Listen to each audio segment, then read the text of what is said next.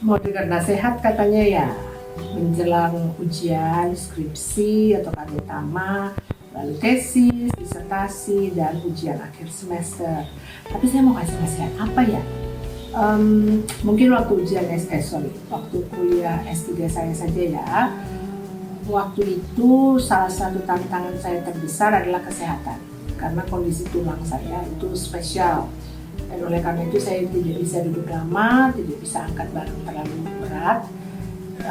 Banyaklah tantangannya. Nah, karena mengetahui kondisi itu, salah satu cara yang saya lakukan adalah memastikan saya mengatur waktu dengan baik, mengelola waktu dengan baik. Karena tubuh saya tidak seperti tubuh orang lain, kebanyakan ya.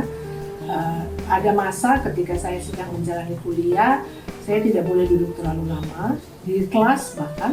Dan oleh karena itu terapi saya memutuskan saya harus pakai handuk yang tebal itu digulung lalu ditaruh di belakang sehingga saya duduk tegak, dan juga rutin terapi dan harus berenang. Nah, setiap duduk itu juga di ruang kelas saya harus berdiri per 15 menit. Nah, itu tentu mengganggu orang lain dan para dosen, tapi mereka memberi perhatian dan dukungan yang luar biasa.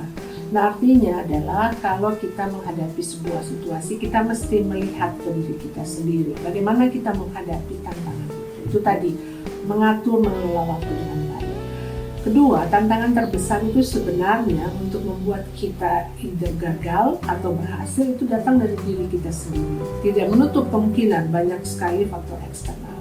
Tapi salah satu faktor penting yang membuat kita bisa berhasil atau tidak adalah sejauh mana kita mau berjalan melangkah dan sebesar apa motivasi kita. Yang ketiga adalah mengelilingi diri kita dengan orang-orang yang berenergi positif, baik dari jauh maupun dekat ya. Karena energi positif itu sangat kita butuhkan, apalagi dalam saat-saat sulit.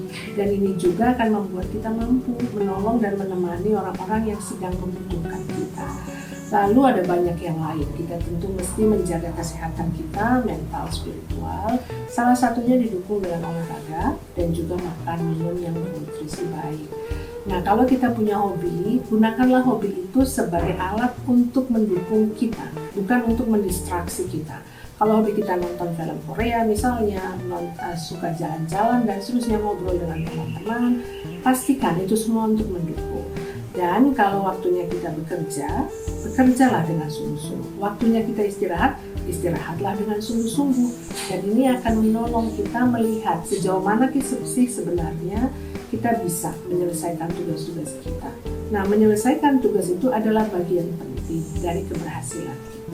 Nah, oleh karena itu, teman-temanku sekalian, mahasiswa-mahasiswi yang saya kasihi, walaupun sering saya lupa nama kalian ya, saya sangat mengasihi kalian dan terus mendoakan agar pada masa-masa akhir semester ini kalian semua bersemangat, bersukacita, dan yang paling sentral, libatkan Tuhan.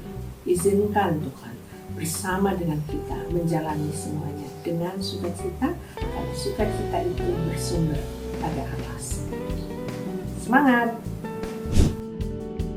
Teman-teman angkatan 2019 Sekolah Tinggi Filsafat Teologi Jakarta, selamat teman-teman sudah sampai di tahap ini. Besok semuanya atau sebagian besar akan ujian skripsi.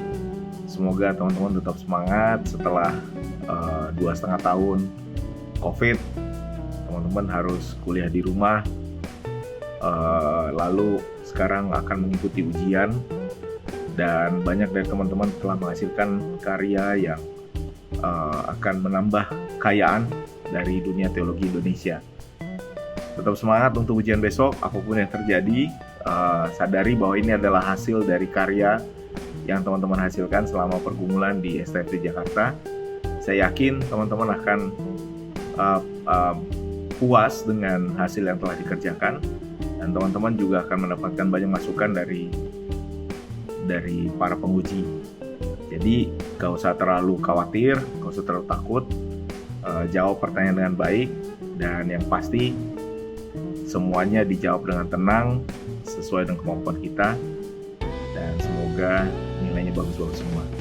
Terus semangat teman-teman, Tuhan memberkati, sampai ketemu di meja sidang.